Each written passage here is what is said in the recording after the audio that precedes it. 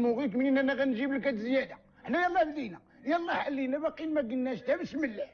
اسيد الحاج، واش عارف شنو داير فينا التضخم هاد الايام ولا لا؟ مالو؟ اش داير فيكم؟ كاين شي حد كراه يعيش متخم؟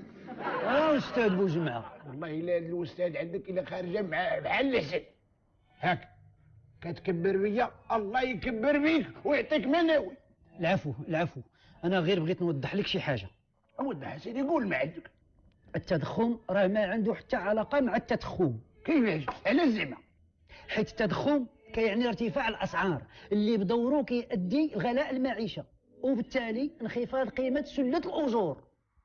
انا قعدت معاك هنا خو البهيم، ما بقيت سايق اخبار لا ساير تقول، تا شمن لسان ساير تهدر بيضرب. كيفاش؟ اش كتقصد بلي كلامي ما واضحش؟ واش غنقول لك انا؟ هذيك المعيشه عرفتك علاش ساير تهدر، ولكن هذيك السله ديال الياجور والله ما